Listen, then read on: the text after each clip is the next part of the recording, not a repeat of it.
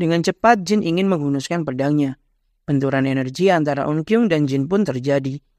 Terjadi percakapan yang pada intinya Eunkyung sedikit tak percaya jika Jin bisa menjadi sangat kuat saat ini. Lalu Eunkyung saat ini menjadi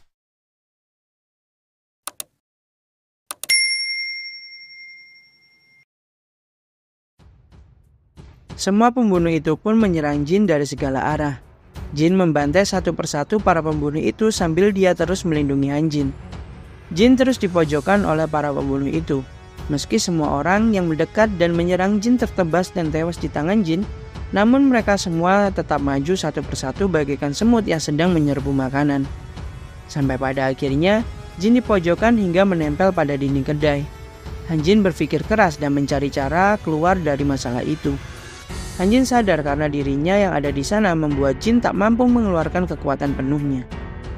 Jin pun juga berpikir dalam hati, jika gerakannya saat ini terbatasi di wilayah sempit seperti ini. Sebenarnya Jin bisa menghancurkan kedai itu dengan sekali tebasan. Namun itu akan membahayakan Han Jin yang berada di sekitarnya. Belum lagi, para pembunuh yang sudah bersiaga di luar akan dengan cepat menyerang Jin secara bersamaan jika kedai ini hancur. Tiba-tiba Jin terkejut karena dia merasakan serangan dari luar yang akan mengenai Han Jin dari luar tembok.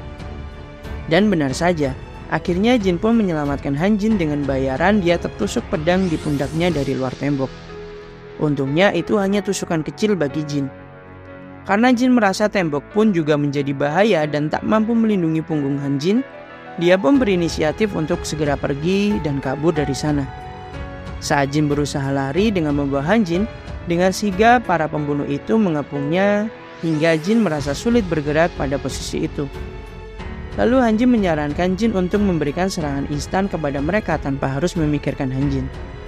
Saat Jin ingin memberikan serangan, dia sempat lengah karena salah satu pembunuh melesat cepat berusaha menebas Han Jin. Namun tak diduga-duga, Seo Musang pun masuk dan menebas pembunuh itu dan menyelamatkan Han Jin. Semua orang yang berada di sana pun terkejut dan mempertanyakan siapakah orang ini. Tidak terkecuali Han Jin yang bertanya-tanya siapakah orang yang menyelamatkannya. Lalu dari belakang, para anak buah Seo Musang muncul bagaikan bayangan dan menghabisi para sisa pembunuh di dalam kedai. Seo Musang pun menyapa Jin sebagai tuannya dan meminta maaf karena sedikit terlambat. Saat Seo Musang datang, anggotanya pun ikut membersihkan daerah sekitar. Ternyata Seo Musang membantai sebagian musuh yang sempat mengikutinya. Lalu terlihat Jin yang sangat senang bisa melihat Seo Musang yang notabene adalah pedang pertama Jin, yang selamat dan terlihat baik-baik saja saat ini. Seo Musang pun juga sangat senang melihat Jin yang sudah tumbuh besar dan terlihat sangat hebat. Jin pun berkata jika sebenarnya dia ingin mengontak Seo Musang terlebih dahulu, dan dia sudah meminta tolong pada kelompok Bulan Hitam. Seo Musang pun akhirnya mengetahui jika orang yang sedikit mencurigakan kemarin dan sempat mengontak dia beberapa hari yang lalu adalah orang dari kelompok Bulan Hitam. Seo Musang pun juga menyampaikan pada Jin jika dia saat ini diawasi oleh banyak pihak. Dan saat ini Seo Musang menjabat sebagai kepala unit penyelidik khusus Aliansi Pusat Surgawi. Maka dari itu dia meminta maaf karena tak bisa cepat mencari tuannya Jin. Namun Jin sudah bersyukur karena Seo Musang bisa selamat sekarang. Lalu Jin memperkenalkan Seo Musang pada Han Jin. Han Jin sangat berterima kasih atas bantuan Seo Musang. Namun dia sempat khawatir pada anak buah Seo Musang yang belum diketahui dapat dipercaya atau tidak. Seo Musang dengan sangat yakin mengatakan jika mereka semua adalah orang yang dapat dipercaya. Lalu Seo Musang mempersilahkan Jin untuk pergi dan menyerahkan urusan yang ada di tempat ini pada Seo Musang. Jin pun beranjak pergi sembari berpesan pada Seo Musang untuk tetap berhati-hati. Lalu dengan penuh amarah, Seo Musang memerintahkan semua anggotanya untuk membantai mereka semua dan menyisakan satu orang untuk disisa nanti. Saat di luar, Chung In pun hampir tertebas oleh Jin yang sedang melarikan diri. Chung In menyampaikan jika Jin sedang dikejar oleh para pembunuh. Namun yang aneh adalah para tentara Aliansi Pusat Surgawi juga sudah dikerahkan menuju tempat ini, ungkap Chung In pada Han Jin dan Jin. Han Jin merasa aneh dan mengetahui jika ini semua sudah direncanakan untuk menangkap Jin dan menuduhnya sebagai tersangka karena sudah membunuh di wilayah terlarang. Namun di saat yang genting seperti itu, untungnya Han Jin memiliki rencana dan terbantu oleh situasi saat ini. Mereka mengirim pasukan kemari untuk menangkap jin. Pastinya nanti jin akan dipenjara dan diadili di depan halayak ramai. Itu akan menjadi momen yang sangat tepat untuk rencana yang sudah disusun oleh Han Jin. Dan itu akan lebih cepat dan tak menyita waktu serta dana saat menjalankannya. Maka dari itu Han Jin meminta Jin untuk tertangkap dan mengulur waktu untuk Han Jin mempersiapkan segalanya. Lalu Jin pun meminta Chung In menjaga Han Jin dan segera pergi dari sana. Han Jin pun bertekad untuk melepaskan belenggu yang ada pada Jin Won selama ini. Jadi kerahkan semuanya pada saat itu terjadi, ungkap Han Jin dalam hati. Jin pun sudah bersiap mengeluarkan seluruh kemampuannya yang tak bisa dikeluarkan sebelumnya. Semua pembunuh yang tiba pun bergidik ngeri melihat Jin yang sudah bersiap untuk membantai mereka semua. Dengan teknik khusus Sekti Surgawi Utara, Jin pun menghunuskan pedangnya kepada mereka semua. Secepat kilat, Jin melesat dan membuat para pembunuh yang berada di depannya saat ini hancur bagaikan debu. Terlihat Jin membantai para pembunuh satu persatu. Layaknya semut, Jin menebas mereka semua dengan mudahnya. 1 orang, 2 orang, bahkan 3 orang sekaligus Jin mampu menyapu bersih mereka dengan sangat mudah. Jin bergerak dengan sangat cepat membuat para pembunuh lainnya yang tersisa menjadi panik. Hingga pemimpin dari sekte pembunuh itu berpikir jika Jin benar-benar sangat mengerikan. Bahkan dari 80 orang yang dikerahkan, hanya tinggal 27 orang saja yang tersisa saat ini. Membuatnya sampai ketakutan. Karena jika dibiarkan terus-menerus, Jin akan melumat habis sekte pembunuh hantu sendirian. Dengan trik licik, dia melemparkan tanah ke arah Jin dengan satu kaki. Lalu serempak mereka semua menyerang Jin. Namun saat pedang mereka hampir menyentuh Jin, Jin pun mengeluarkan teknik khusus dari Sekti Surgawi Utara. Dengan gerakan secepat kilat, Jin menebas semua pembunuh itu dan menyisakan ketuanya saja. Dalam hati sang ketua pembunuh itu berpikir, wajar saja jika Jamon memberikan bayaran yang sangat besar untuk membunuh monster seperti Jin ini. Dia menyesal dan harusnya langsung membunuh Jamon pada saat itu juga, daripada kehilangan sektinya karena satu orang yang seperti monster ini. Dia memohon ampun pada Jin dan berkata jika Jamon yang sudah memerintahkan untuk membunuh Jin. Namun tanpa belas kasihan, Jin pun menebas dan mengakhiri nyawa ketua pembunuh itu. Jin pun sebenarnya sudah menduga jika Jamon sang berdebah itu yang membuat gara-gara padanya saat ini. Saat pasukan aliansi pusat surgawi tiba, betapa terkejutnya mereka melihat semua mayat yang sudah dibantai oleh Jin seorang diri. Bahkan salah satu anak buahnya sampai mual dan muntah. Jin pun dengan tenang sudah menunggu mereka dan segera menyerahkan diri untuk ditangkap. Sempat bingung ketua kelompok itu saat Jin pasrah mengangkat tangannya. Lalu saat ingin menangkap Jin, salah satu anak buahnya pun mencoba menyentuh pedang Jin. Namun seketika dia pun tertegun seperti dihipnotis. Jadi Jin meminta untuk membiarkan pedang terkutuknya tetap berada di sisinya. Akhirnya ketua kelompok yang kebingungan pun menuruti permintaan Jin dan segera menangkapnya. Salah satu anak buah Seo Musang melaporkan jika mereka berhasil menangkap salah satu pembunuh untuk diinterogasi.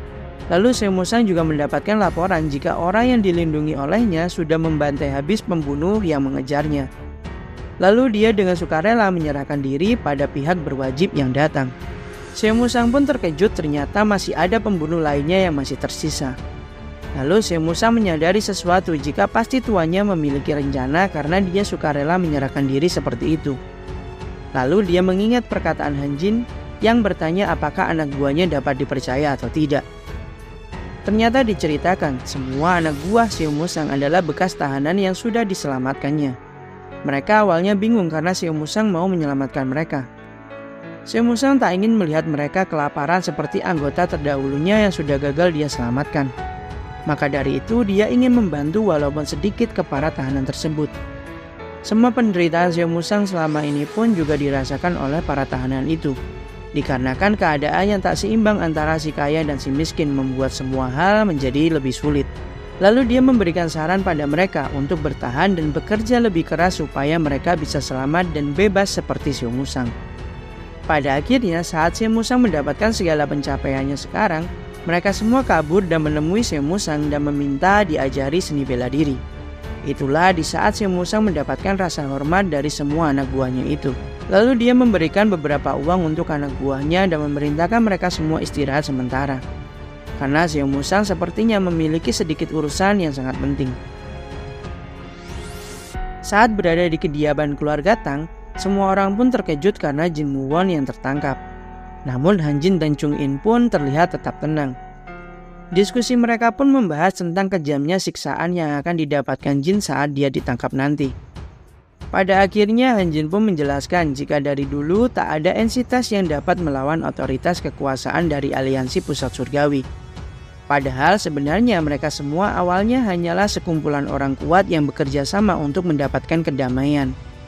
Lalu sampai pada akhirnya mereka memimpin seperti diktator dan bisa menentukan nasib seseorang saat ini. Kekuatan mereka cukup untuk melakukan segala hal tanpa perlu dukungan dari faksi-faksi di sekitarnya. Bahkan saat ini aliansi pusat surgawi sedang merekrut lebih banyak lagi prajurit untuk bergabung. Mereka bukan lagi bagian dari dunia ini, namun malah menjadi dunia itu sendiri. Apakah menurut kalian itu adalah hal yang normal? Bahkan ada hal yang lebih menarik adalah tak ada seorang pun yang peduli akan hal ini. Pada intinya, ada yang salah dengan keadaan saat ini. Dan tak lama lagi mereka akan bertambah besar dan sangat kuat. Lalu pada akhirnya tak akan ada yang bisa menghentikan mereka. Tang Gimun pun bertanya maksud dari Han Jin.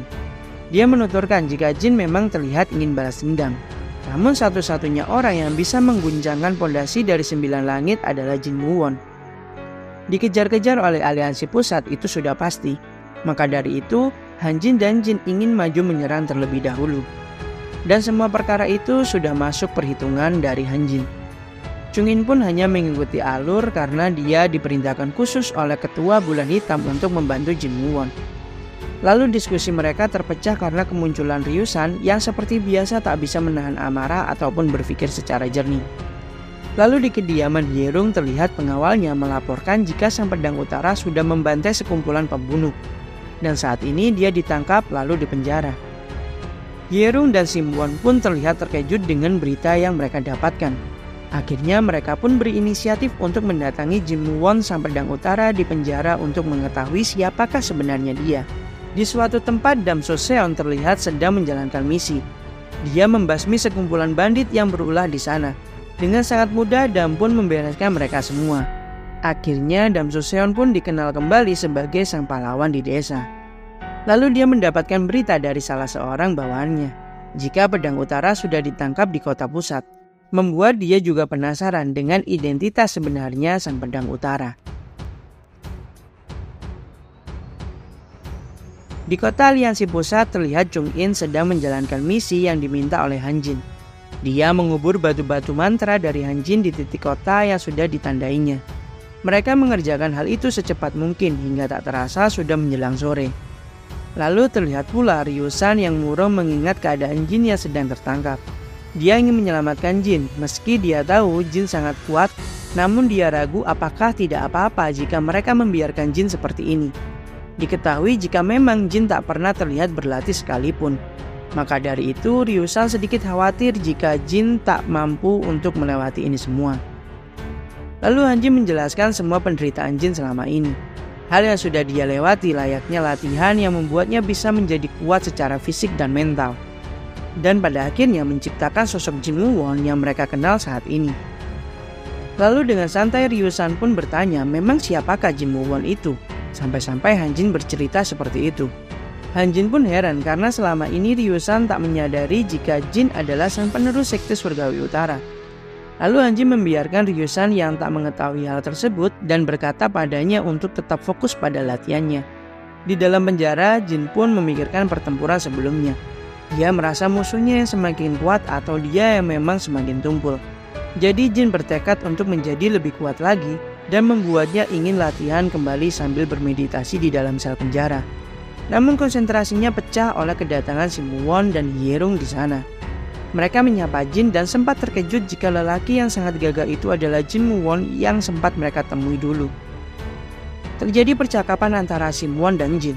Lucunya perkataan Sim-won selalu bisa dibalikan oleh Jin membuatnya menjadi malu karena ucapannya sendiri. Sim-won yang sangat marah pun dihentikan oleh Hye-rung karena dia pasti akan membuatkan momen yang tepat bagi Sim-won untuk membalas perbuatan Jin itu. Lalu Hye-rung pun menyapa Jin dan terjadi percakapan antara mereka berdua. Hye-rung terlihat memiliki beberapa rencana untuk Jin. Dengan sangat percaya diri, Hye-rung merencanakan beberapa pilihan rencana untuknya terhadap Jin. Namun beberapa saat setelah mereka berbincang, Hye-rung pun menyadari jika ternyata Jin sengaja untuk ditangkap dan pasti memiliki rencana yang lebih besar di belakangnya. Dia pun bergegas pergi, lalu dia memerintahkan prajurit untuk melepaskan Jin Woo-won. Karena dia merasa akan sangat merugikan pihak aliansi pusat jika Jin tetap ditahan di sana. Tapi saat di luar, Han Jin pun tiba, menyapa Hye-rung yang pernah membuat Han Jin depresi. Seketika Hye-rung pun terkejut melihat Han Jin yang sudah pulih dan terlihat sehat. Lalu di kota terlihat Jangmon yang sedang berjalan dalam keadaan mabuk. Dengan sangat cepat dia ditangkap oleh seseorang yang sepertinya adalah Seung Woo-sang. Hye-rung yang terkejut melihat Han Jin pun merasa bingung bagaimana bisa orang yang sudah gila bisa pulih dan sehat kembali seperti Han Jin ini. Dan seharusnya Han Jin berada di kota Unang. Namun mengapa saat ini dia berada di sini sekarang? Han Jin pun menyampaikan jika dia baru mendapatkan kesadarannya baru-baru ini. Dan menyayangkan Hye-rung yang terkenal sekali akan kepintarannya kalah langkah saat mengumpulkan informasi dengannya. Han Jin juga berterima kasih karena ulah Hye-rung membuatnya menjadi semakin tercerahkan. Lalu dengan nada seperti mengejek Hye-rung, Han Jin berkata, jika teman seperjalanannya saat ini sedang ditahan di penjara ini, dan Han Jin berniat menemuinya sekarang. Hye-rung pun terkejut mengetahui Han Jin berteman dengan Jin Woo-won. Dia sudah menyangka jika Han Jin sedari awal memang patut diwaspadai. Diceritakan 5 tahun yang lalu, Hye-rung melihat sosok Han Jin yang bisa mendapatkan kecerdasan di atas rata-rata karena usahanya sendiri secara otodidak. Hye-rung mengakui jika dia tak bisa menyingkirkan Han Jin sendirian. Maka dari itu, dia meminta bantuan dari teknik kakeknya untuk memberikan pelajaran pada Han Jin. Dia tak rela posisinya saat ini yang sudah dicapai dengan bersusah payah akan hancur karena Han Jin. Sebenarnya Hye-rung sangat tertekan dengan tuntutan keluarganya yang sangat menginginkan Hye-rung menjadi penerus kakeknya. Dengan ekspektasi yang sangat tinggi membuatnya memikul beban yang begitu berat saat menjalankannya. Meski banyak orang yang memuji kecerdasan Hye-rung, sebenarnya dia pun sadar akan kemampuannya. Dan dia juga yakin jika kakeknya pun tahu kapasitas Hye-rung yang benar-benar jauh dari kata cukup jika dibandingkan dengan kakeknya. Kemungkinan jenis yang dicari kakeknya itu adalah tipe seperti Han Ji-woo. Namun sayangnya dia sudah bergabung dengan Jin Woo-won saat ini. Sambil melenggang pergi, Hye-rung pun berkata pada Han Jin untuk menikmati waktunya. Sambil menahan amarah, dia pun memerintahkan pengawalnya untuk mengumpulkan semua anggota naga biru. Terlihat Han Jin sangat senang melihat wajah Hye-rung yang kalah mental melawannya. Jin pun menanyakan rencana apa yang sudah Han Jin susun. Namun Han Jin meminta Jin fokus kepada pertarungan yang akan dia lakukan nanti. Masalah rencana, itu semua sudah dibereskan semua oleh Han Jin, ucapnya. Lalu Mirio pun memberikan makanan untuk Jin supaya dia makan dan menjaga stamina-nya tetap terjaga dengan baik. Han Jin yang peka pun pergi memberikan waktu berdua pada Jin dan Mirio sambil menunjukkan wajah konyolnya pada Jin. Jin yang peka pada tindakan Mirio pun segera mengatakan jika Jin sudah memiliki orang yang dia sukai. Dengan senyum pahit, Mirio pun tetap memberi semangat kepada Jin karena dia sudah tahu pasti Jin memiliki orang yang dia sukai tentunya. Di malam hari saat Jin merenung, muncullah ketua penyelidik bernama Gyum Jo-sang. Layaknya hakim yang jujur, dia merasa ada yang janggal dengan kejadian yang terjadi saat ini. Dia meminta Jin menceritakan hal yang sesungguhnya terjadi padanya. Lalu dia menanyakan siapakah Jin Sang Pedang Utara sebenarnya. Terlihat wajahnya seperti syok saat Jin berbicara. Lalu di suatu tempat terlihat Jangmon sedang disiksa habis-habisan bersama dengan salah satu pembunuh yang berhasil dibiarkan hidup oleh Seung Woo-sang. Nampak luka-luka di tubuh Seung Woo-sang menunjukkan kesetiaannya pada Jin Woo-won. Karena siksaan yang dia terima benar-benar begitu menyakitkan selama 8 bulan. Lalu Seung Woo-sang mengancam Jangmon. Kuat seberapa lama dia akan bertahan saat diinterogasi oleh Seung Woo-sang. Pertemuan kelompok naga biru langit pun diadakan oleh Hye-rung. Semua anggotanya pun hadir kecuali satu orang, yaitu Jangmon. Kedua bersaudara yang selalu bersamanya pun bingung karena beberapa hari ini Jangmon menghilang tanpa kabar. Hye-rung kecewa dengan tingkah laku Jangmon saat ini, karena dia sudah diberikan misi khusus oleh Hye-rung, namun bukannya berhasil, malah saat ini dia menghilang tanpa jejak. Namun rasa kecewa Hye-rung terobati karena ada anggota baru seperti Hyun-gong, salah satu 7 langit bawah. Akhirnya Hye-rung pun membuka topik pembahasan yang tentunya topik itu adalah Sang Pedang Utara. Dia sudah membantai banyak sekali kelompok-kelompok besar, dan karena tindakannya saat ini dia dipenjara oleh Aliansi Pusat Surgawi. Akhir-akhir ini dia juga membantai banyak sekali korban yang diperkirakan itu dari sekte pembunuh yang sudah disewa untuk menghabisi Sang Pedang Utara. Hyun-gong, Sang Pedang Selatan, dan kedua bersaudara dalam hati memiliki pemikiran yang sama. Itu pasti ulah Jahmon tentunya yang sangat dendam pada Jin Woo-won. Namun ada hal yang lebih mengejutkan mereka lagi, yaitu Hye-rung mengungkapkan jika Jin Sang Pedang Utara adalah penerus sekaligus ketua sekte kelima Surgawi Utara yang dianggap sudah mati. Semua mata orang terbelalak mendengar berita yang sangat mengejutkan itu. Hye-rung meminta semua anggotanya saat ini tak ada yang mencari gara-gara dengan Jin Woo-won, karena itu akan sangat membahayakan kelompok Naga Biru Langit. Dengan munculnya malam sunyi, kelompok Naga Biru berupaya dari awal ingin menghidupkan kembali kejayaan sekte Surgawi Utara yang sudah hilang. Namun, karena saat ini penerus sekte Surgawi Utara ternyata masih hidup, lalu akan jadi apa kelompok Naga Biru ini jika gegabah saat mendekati Jin nantinya? Apalagi beberapa keluarga besar sudah mendukung Jin Woo-won. Gara-gara seseorang yang sangat idiot, informasi ini diketahui oleh banyak orang. Hanya tinggal menunggu waktu saja hingga masalah ini dibahas di pertemuan besar nanti. Pada intinya pertemuan itu memerintahkan semua anggota Naga Biru untuk fokus pada pembentukan organisasi penakluk dan menjauhi masalah yang berhubungan dengan Jin Woo-won, sang penerus sekte Surgawi Utara. Lalu muncullah Dam Joseon pada pertemuan itu. Semua orang takjub melihat Dam yang sangat terkenal, dan dia benar-benar terlihat sangat gagah dan berwibawa. Hyun-gong yang sedari awal ingin melawan Dam merasa kurang percaya diri saat ini.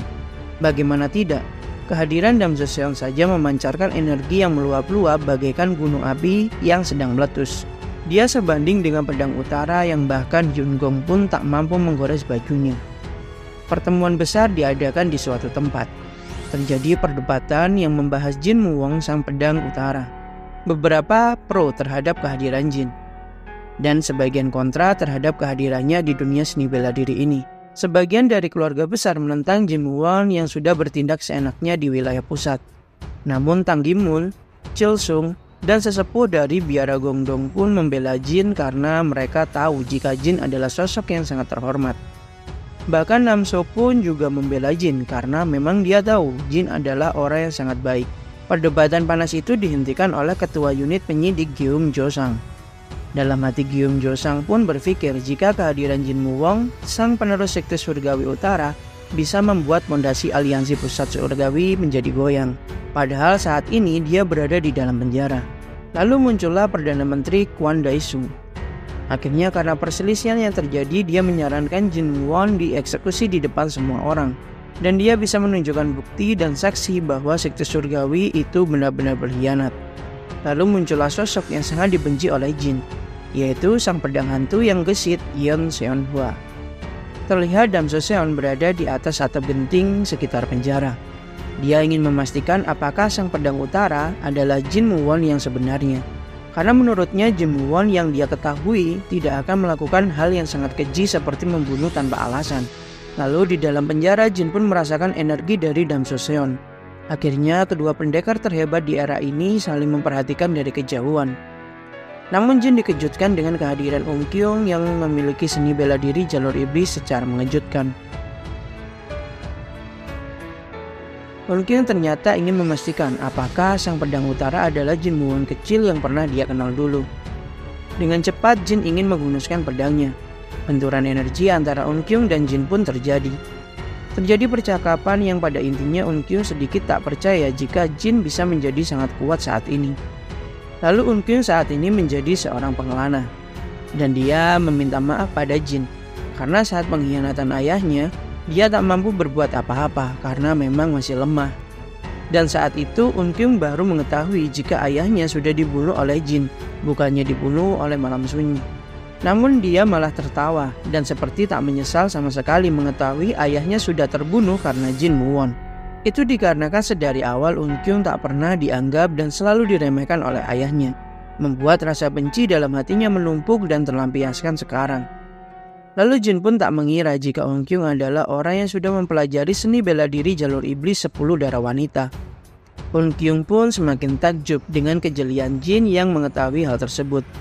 Nampak aura bunga salju yang benar-benar membara sambil menangis tak ada hentinya.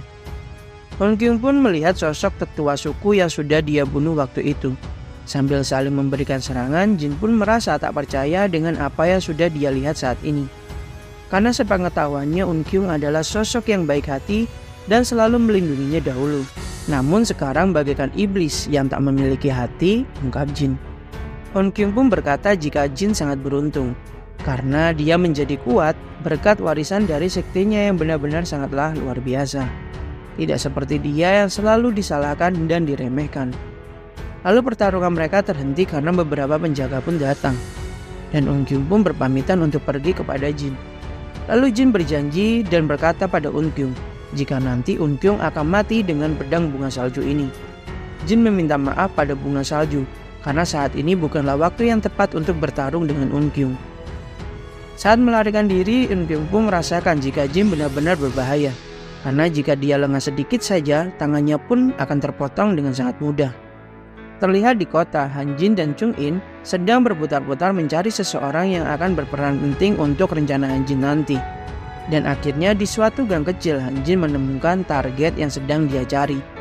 Orang itu adalah kepala pengumpul informasi tersembunyi yang sudah mengkhianati sekte surgawi utara.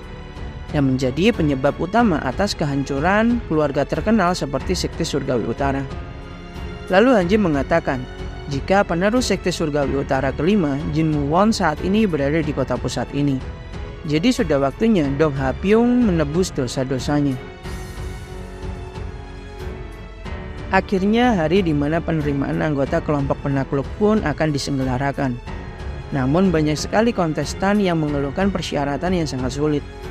Lalu salah satu juru bicara pun membacakan pesan dari aliansi pusat yang berisikan, jika saat ini aliansi pusat sudah menangkap seorang pengkhianat. Semua orang di sini pasti mengetahui kejadian pengkhianatan ketua sekte keempat Jin Kwon Ho dari sekte surgawi utara. Aliansi pusat sudah berbaik hati mengampuni anaknya saat itu.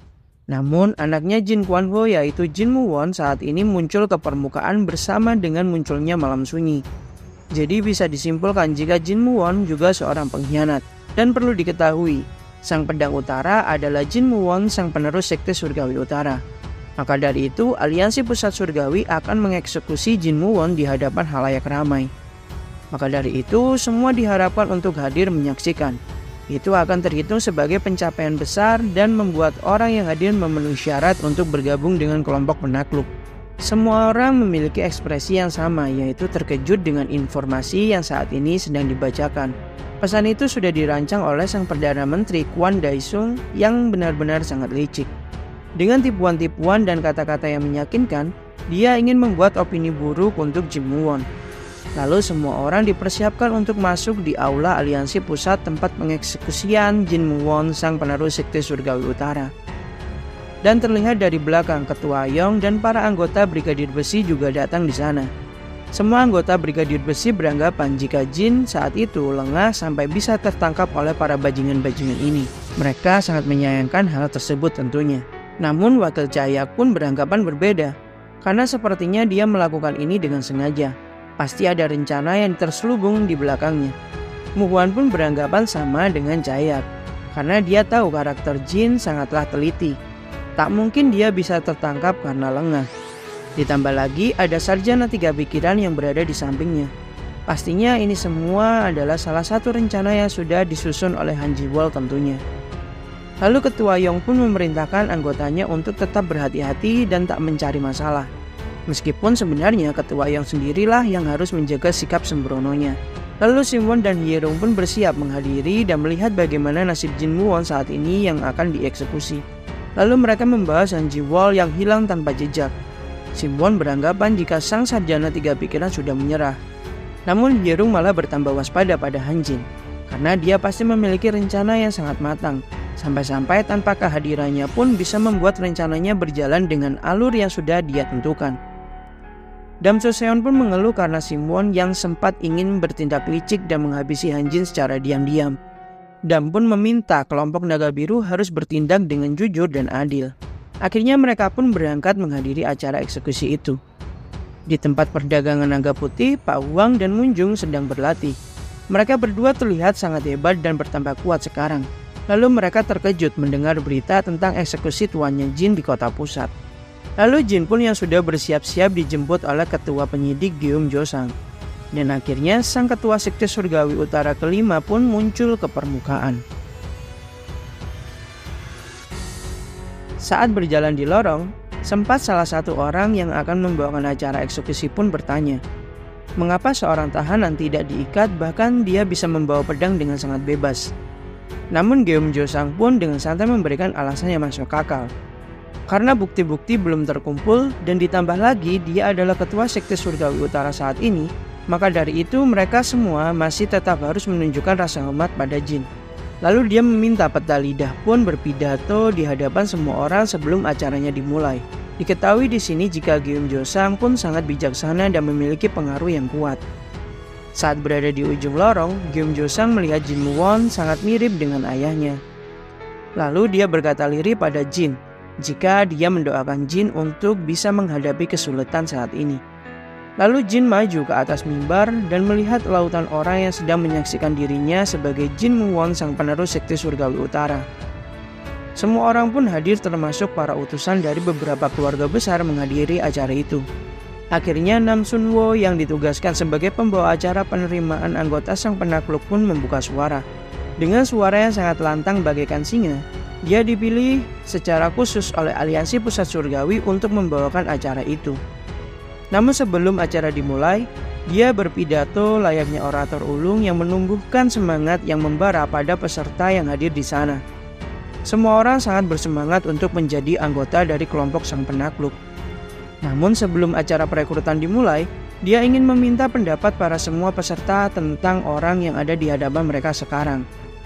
Dia menjelaskan singkat dan pada intinya Jin Muwon adalah anak dari seorang pengkhianat.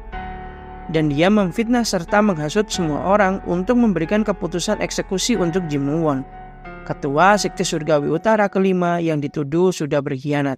Jin pun merasakan apa yang ayahnya rasakan saat didesak oleh para semua bajingan itu. Jin merasa jika ayahnya pasti sangat kesepian waktu itu. Dengan perjuangan dan loyalitas yang sangat tinggi, mempertahankan tanah kita ini dari musuh, namun dibalas dengan cacian dan makian dari orang-orang yang tak punya rasa terima kasih seperti mereka. Akhirnya Jin pun lega karena dia bisa merasakan hal yang sama saat ini seperti dengan yang dirasakan ayahnya waktu itu. Lalu Jin dipersilakan untuk memberikan pidato terakhirnya pada semua orang.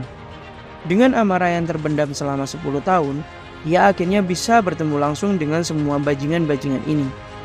Ejekan, cacian, olokan yang dia terima pun akhirnya membuat gelasnya semakin penuh. Dengan teriakan penuh amarah yang sangat menggelegar dari Jin, dia berkata, "Dengarkan baik-baik. Orang yang dulu dijuluki Sang Tembok Utara yang tak tergoyahkan. Aku anak dari Jin Kuan Ho Tembok Utara yang agung. Dan aku adalah ketua sekte surgawi utara kelima, Sang Pedang Utara Jin Muwon." Atmosfer yang sangat luar biasa dirasakan semua orang di sana. Perasaan terpendam selama 10 tahun itu terluapkan dengan sangat lantang ke telinga para pendengar yang hadir, membuat Jin Muwon dikenal oleh semua orang saat ini sebagai ketua sekte surgawi utara.